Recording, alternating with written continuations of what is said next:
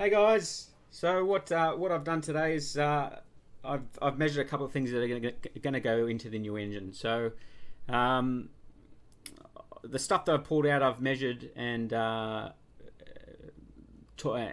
tested everything. I originally bought a set of Conrods from Spool, which is a company here in Australia. Um, that they've got good stories, they've good reputation.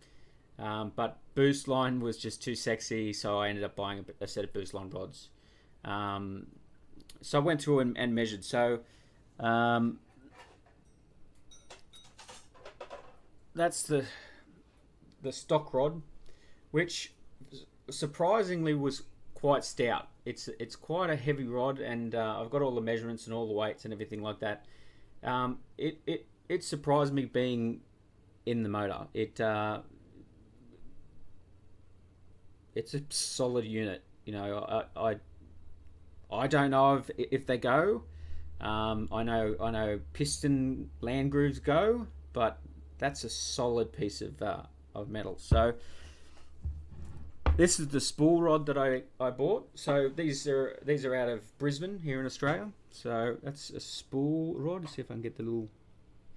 Um, they're actually pretty nice. I've got a little thing here. So they've got ARP 2000 fasteners, but you can upgrade them to the L19 fasteners. But that was a little bit pricey for me at that stage. They're made out of 4340 forged steel. They're X-ray and sonic tested, quenched and heat treated, shot peened, 100% magnafluxed, and they're match set within 1 gram of each other. And I measured them all, and they were all within 1 gram. They're good. They're a H-beam rod, a solid rod, and if I was staying naturally aspirated or not trying to make a max effort build, I would definitely keep this rod. And I'll talk to you about the measurements and why I'm almost kicking myself why I went to the boost line. And they state that they have customers making over 1,000 horsepower using these rods, which is pretty decent. Even for a Mustang to punch out 1,000 horsepower is decent. And then we have the boost line rod. Oh, sorry, I'll hold these up against each other just so you've got an idea. So the spool versus. So they are a little bit chunkier, the spool, but you'll be surprised when the measurements start coming out. And then we have the boost line rod. Now this thing is just sex. It everything about it just looks sexy. It's again the 4340 forging. Sorry, I've just put that in the light. ARP 2000 fasteners, and it I-beam rod, beautiful as opposed to a H-beam. Just a beautiful piece of machinery, and they rate these in the Mustang to 2000 horsepower, which I'm not going to get near 2000, but I would rather overkill than have Mr. Rodney throw out the side and be upset. So I went through and measured and weighed. So I've got my little scales here, little kitchen scales, and I've got my little vernier caliper in digital, and I made a few measurements. So we'll start with the steel. So the first measurement was at the base here, and it was 24.54 millimeters. Then up here was 18.2 millimeters, and then width was 14.08 width. The little end bearing width, so this width here, was 5.77. The down here, the chunk of the big end was 12.86 millimeters, and the bottom here was 7.6 millimeters. and the total weight of 617 grams. So that was the second heaviest, which surprised me. I thought, they wouldn't put such a solid rod in the car as stock, but I guess if they just want them to keep going and going and going forever, they're going to put something solid in them. So, pretty impressed.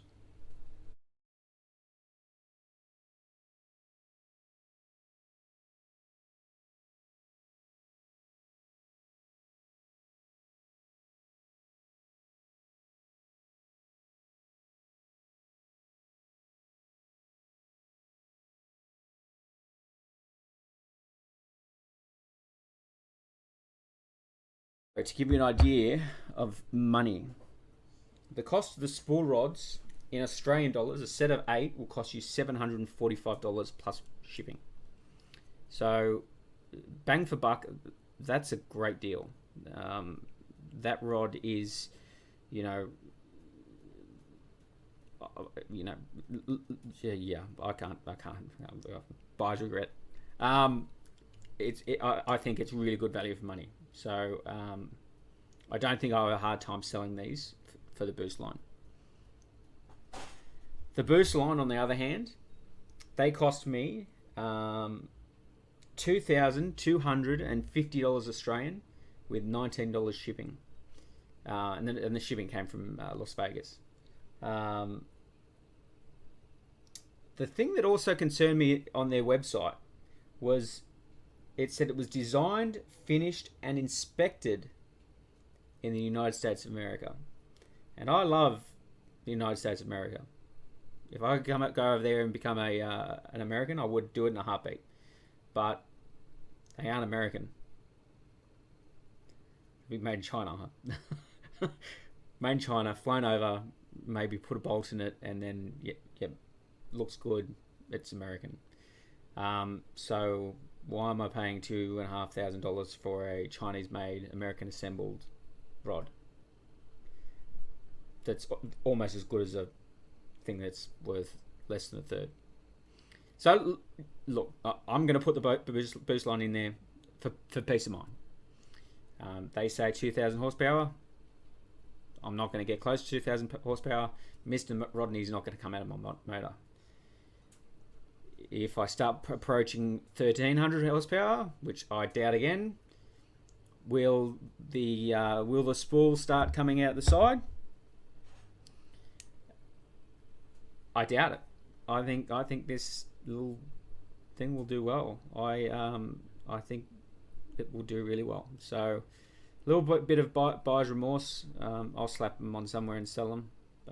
But Spool, an Australian company. Again, their stuff's, I'm pretty sure, is made, don't quote me, but made in China. But it looks good goods, man. It's nice stuff. So yeah, I'll get some other measurements. I've got some things to show and some interesting finds I found pulling apart the motor that I wanted to share, and then as I build the motor, I want to do the same. I want to share as building it, because everything that's going in there is trying to be top of the line. JE pistons, ARP, everything. The only thing I'm not doing at this point in time is cams. Cams in Australia are like $4,500, and I'll wait till COVID's over and I'll fly over to America and I'll put a set in my luggage and fly back with them, because I'm not paying that amount of money plus import tax. Yes, so again, thanks for watching. I know there was a lot of information bombarded, and I might see if I can put down in the description all of the stuff I just did, so it gives you guys a bit of an idea, and also a link to each company. So again, my name's Matt. Thanks for watching.